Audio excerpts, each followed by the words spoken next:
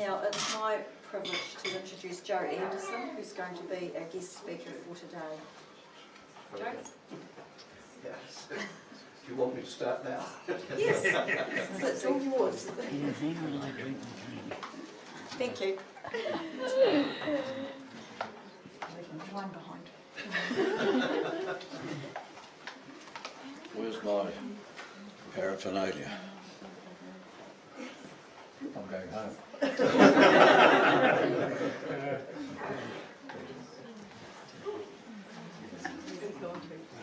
Mr. Anderson, or Joe as I think I can refer to him now,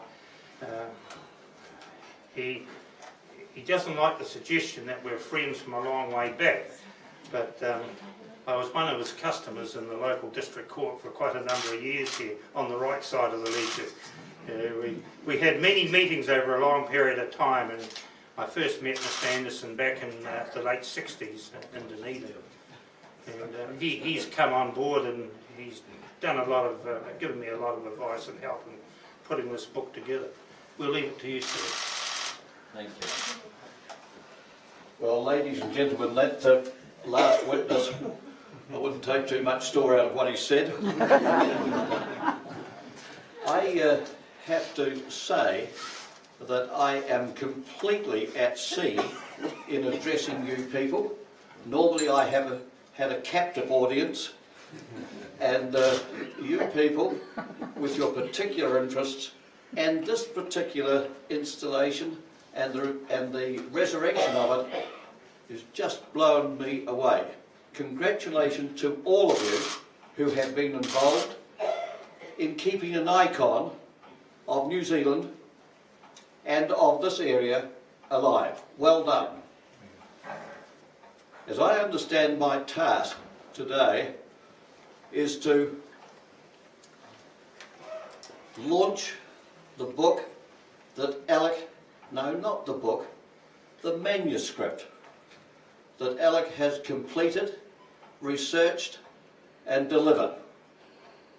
It is a monumental work.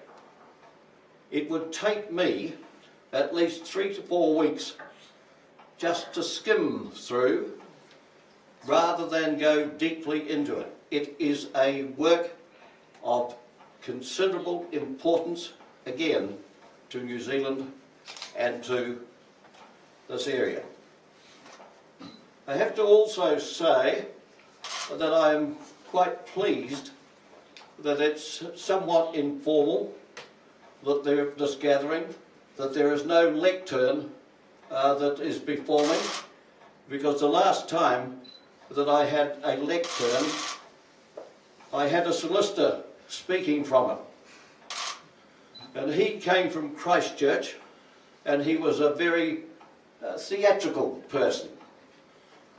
And he was doing a drugs case, and he had a line of books leading up to his lectern. And when I came on the bench, I bowed to the council and they bowed back. Well, mine was a very perfunctory bow. His was a big sweeping bow, and he hit his head on the lectern.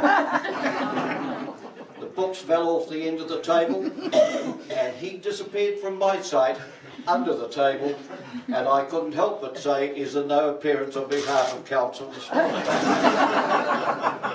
Didn't help the case. I asked myself, why would a person undertake an investigation, a task that requires infinite research? Why would a person give up his leisure time? Why would they do that? I don't know.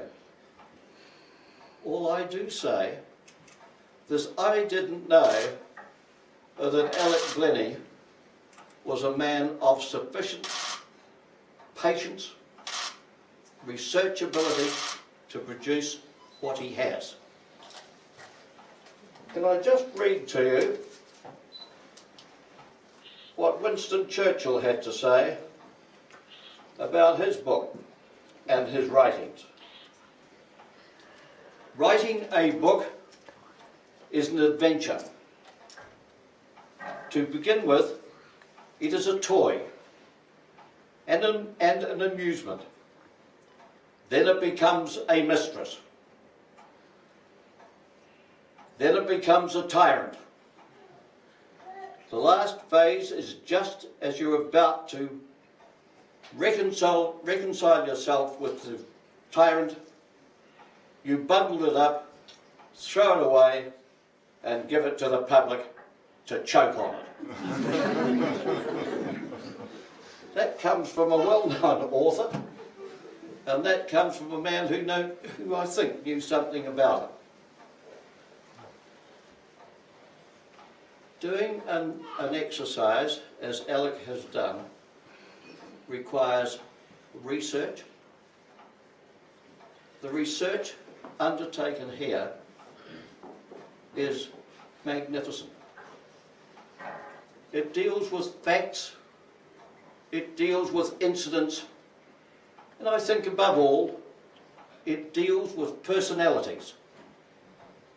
And many's the personality that this area has seen. It also deals with history. The history of this unit down here, prior to World War II, during World War II, and after the war, is most interesting. The facts that are which are elucidated here include a reference to the steamer, the Awarua. Some of you may know it, some of you may not. It's mentioned in here as taking the first wireless section from New Zealand through to the war areas in Europe. Why I mention it is my father served in World War I. He left New Zealand in 1916 on the steamship Awarua.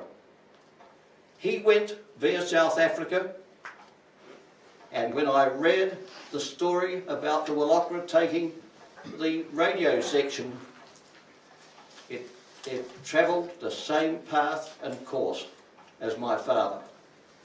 Now, whether he was on that ship with the reinforcement going over or not, I cannot say. But it struck a chord with me.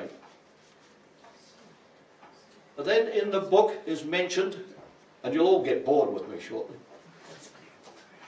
is the Home Glen. I have a special interest in the Home Glen, and I think this station tracked it, dealt with the direction finding in relation to where it sank, which was just off Timaru. And the reason I am interested in the Home Glen is at school, King's High, Dunedin, and you all know King's, marvellous school. A person sat alongside me, no, that's not correct, but in the same form, by the name of Alan Woolgast. He was an engineer on the Home Glen. Whether or not he was the chief engineer, I cannot say, but he certainly was an engineer. And as you all know, there were no survivors from that sinking. That is mentioned in Alec's incidents and the part played by this unit. And then, of course, there is the Gothic. The ship that went from Bluff, travelled about 8 days out to the South Pacific, and the bridge and certain other parts went on fire. And it was a terrible fire. There were about 5 that were burnt. There were panic on the ship, and she was in an isolated part, and it took some time for the fire to be brought under control.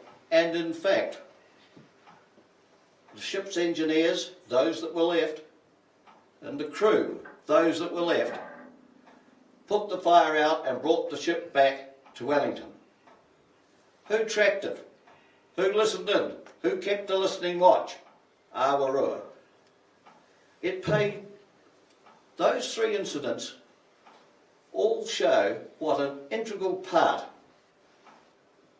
this place was to New Zealand. And I couldn't help but read and not smile, but curled my lips up when I saw the self-same thing that's happening today. Along comes centralisation, and they close it down and send it to a foreign place called Wellington, North Island, New Zealand. I could get very vocal about what's happening, but that's life. And so, this area, this manuscript that Alec has produced is one which will sit in the libraries of New Zealand, and I hope in the homes of Southlanders and others as part of their common interest, as part that this area and those people who served it displayed in their time here. One looks at it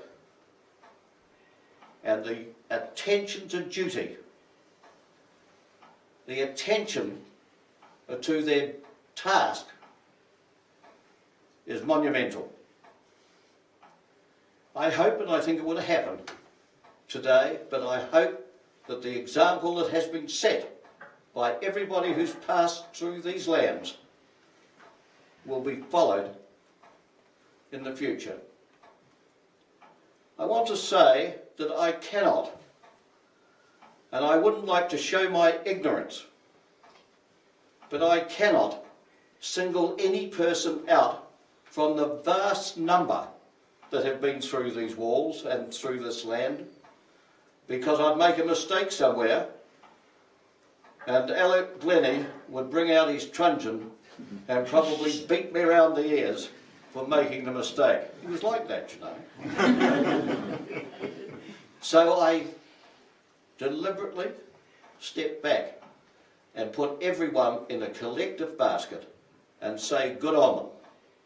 Now I have to come to Alec and say that in doing any book or manuscript, what is needed is research. The research here, as I have said, is wonderful. This book is one that you can pick up and read an article. It is a book that you can pick up 2 days later and read another article, instead of sitting down and rushing through a book. This has sustainability. It's the sort of book that I like, and I hope that you all get a copy somehow or other, pinch it, buy it, whatever you do, but have it. Alec has done a tremendous job. He's done a great thing for the community, and it behoves us all to be part of it, support him, support this resurrection, and look with pride on what has happened here. Well done to everybody who's been involved. Well done to those who've assisted, and well done, Alec. A tremendous effort, and I never knew that he had the scholarship within him. Thank you.